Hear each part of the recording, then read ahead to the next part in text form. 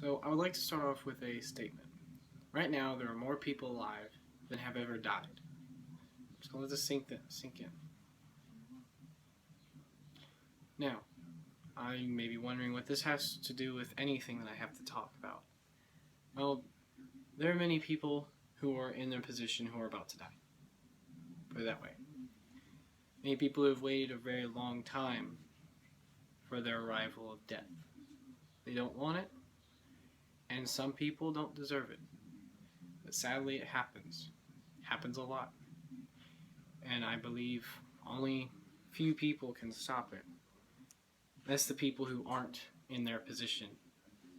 The people who are not in a position that they can't get out of. And that's you. Very few people have ever tried to change it, but only you can stop what's going on. Now, to explain what I'm talking about is the fact that those deaths, most of them are natural. Most of them are accidents, and most are other people killing other people, which is something that we cannot really avoid. It's very hard to change. But the one thing that we can change is the executions. People dying because the government says so. Now, you may say, oh, well, executions are needed. They killed a man eye for an eye, right? Well, there's justice in there. There's just in it. There's a reason. It's a great excuse to use execution. But what about the religion, right? The religion says, hey, he killed someone, he should die. Or you can make up 100 excuses for these things on why that person should die because they killed someone else. But there are no excuses for one, how long they have to wait in that cell for the death that is impending and they know is going to happen. Two, the fact that some of them aren't even deserving to be in there. And a lot of them are. I'm not saying that they all are, of course. Well, I couldn't say that. That would be disrespectful to the people who they killed. Because, it's not right. It's not. I understand.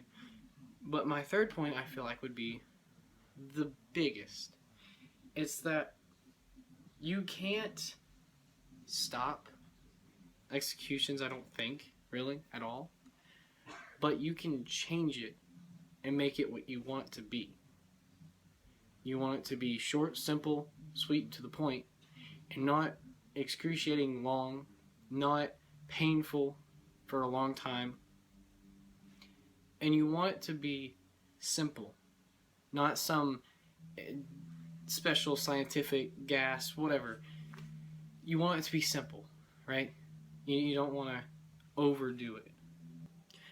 In the past, there have been many types of executions. Some simple, some easy, and some quite extremely grossing and disgusting. Of course, the past may not merit into current times, but it does bring to light some explanation of where it came from and what it used to be. And what it used to be was things like the death of 1,000 cuts, which was one of the execution methods in China, saved for the worst of people. What they would do would be that they would take a human body, let's say me. I'm standing here, right? They would take a knife and fillet out my flesh. They would take out muscle. They would take off the flesh first. They would take out the muscle.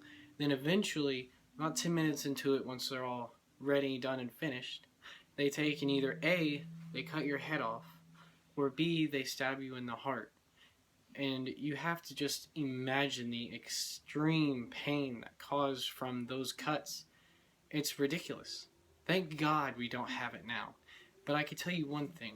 There are still many executions out there that basically generate the same pain, just in a different way.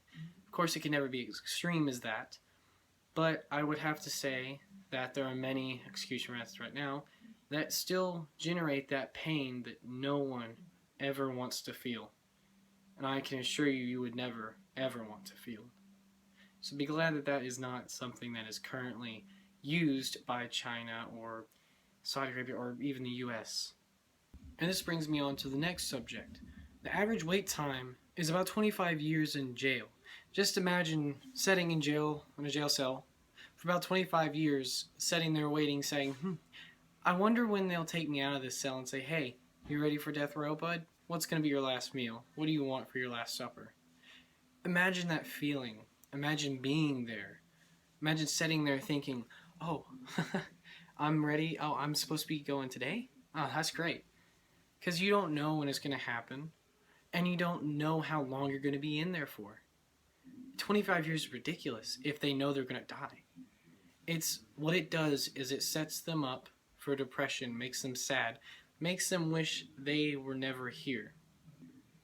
The biggest contributors to inhumane executions are Saudi Arabia, China, Iraq, and the US.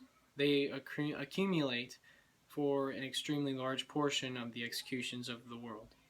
China specifically commits thousands of executions every year.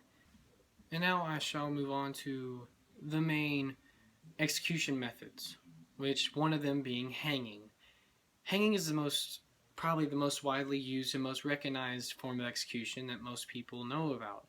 It's the one that everyone thinks of first when they think of executions.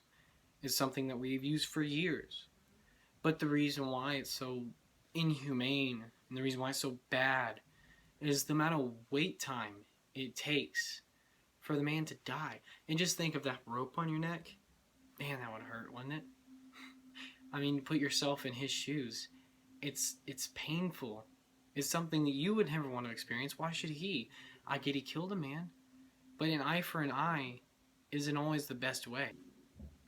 Now, another type of execution is the gas chamber.